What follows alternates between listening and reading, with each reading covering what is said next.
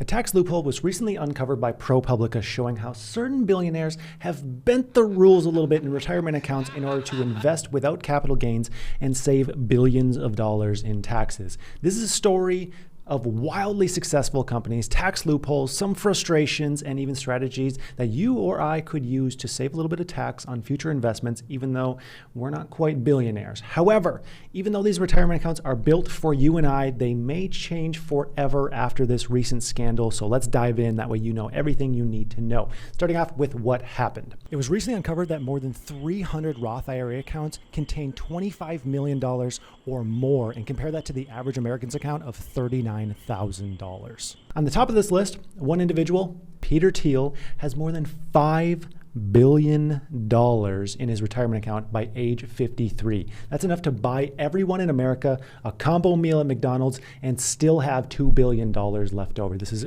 a crazy amount of money by anyone's definition, but it's even more insane when you consider how this happened given the strict rules of a Roth IRA retirement account.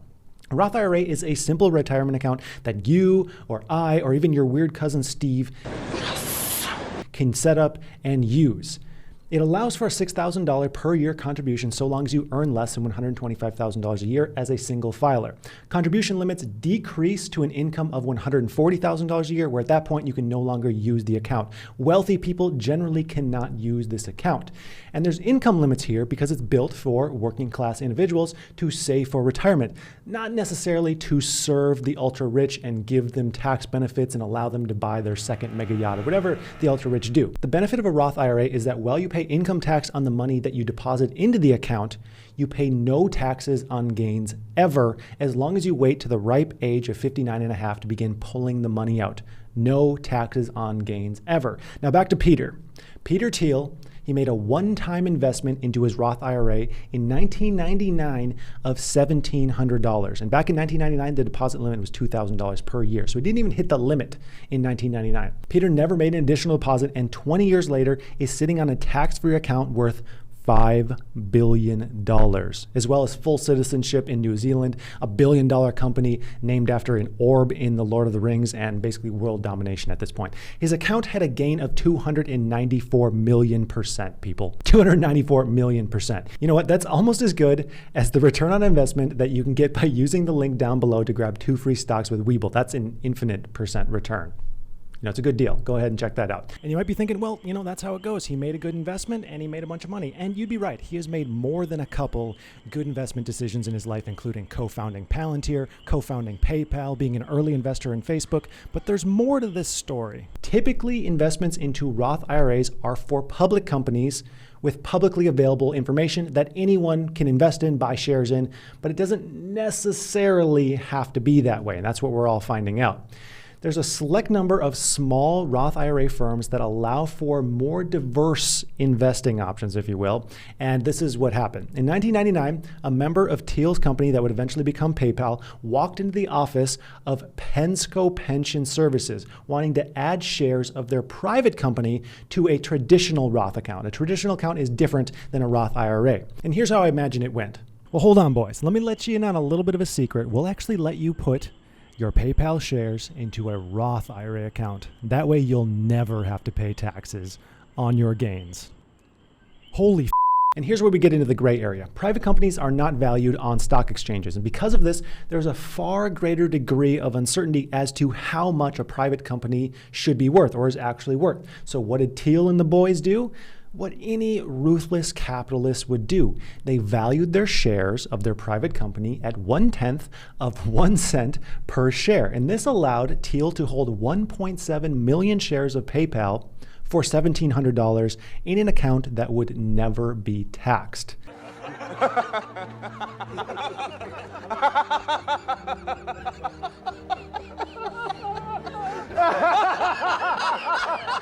On this, tax law professor at the University of California, Victor Fleischer, said, quote, "That's a huge scandal.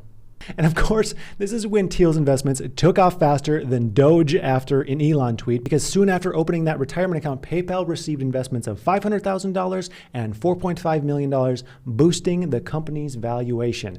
And by the next year, in 1 year, Thiel's Roth account had already soared from $1,700 to $3.8 million. Then in 2002, eBay purchased PayPal, increasing Thiel's Roth account to $28.5 million. Again, all tax-free. This alone already saved him 20% on capital gains taxes of $5.7 million and California state tax savings of $2.5 million. And then after that sale, he was able to invest this money elsewhere, including co-founding Palantir in 2003, which is now a public company worth over $40 billion. And then in 2004, Thiel invested $500,000 into this little-known startup founded by a half-man, half-lizard Harvard dropout known as his Earth name, Mark Zuckerberg.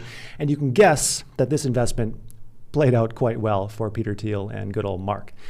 And by 2006, his Roth account was worth $75 million. By 2008, $850 million. In 2010, Thiel surprisingly pulled out a bit of pocket change out of his account. By little, I mean $254 million. But that didn't matter much because by 2015, his account reached $1.4 billion before finally hitting $5 billion in 2020. $5 billion tax-free in his Roth account that now contains 96 sub-accounts and massive investments that he's just free to buy and sell willy-nilly without ever having to worry about capital gains taxes like us peasants do. And that's it, folks. He won. He beat capitalism. He beat taxes.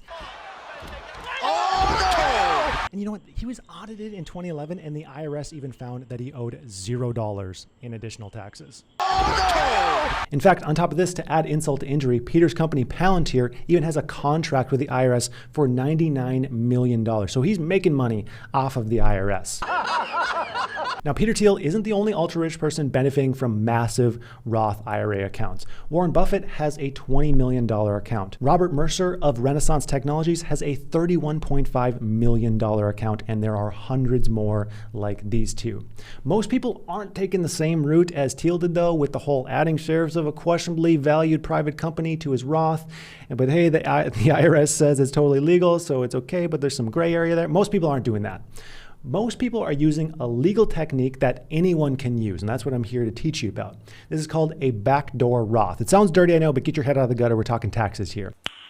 Nice. With a backdoor Roth, you set up your traditional Roth IRA account. Remember, a traditional Roth is the account where you pay no taxes on the way in, but you have taxes on the way out.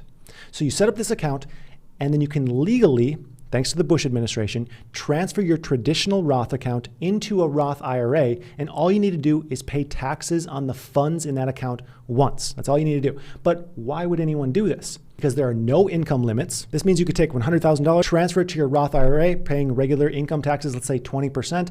Then bingo, bango, you have a Roth IRA with $80,000 in it that will never be taxed, and you never have to withdraw it if you don't want to. And congratulations, you can now buy and sell stocks, ETFs, or gold futures to your heart's content and never worry about capital gains taxes. You just need to wait until age 59 and a half, and you can withdraw without penalty. But now there's an issue. An issue with this story coming out. This is already spurring discussions about further regulating retirement accounts that would take away techniques that regular people like you or I or your weird cousin Steve can use on retirement accounts.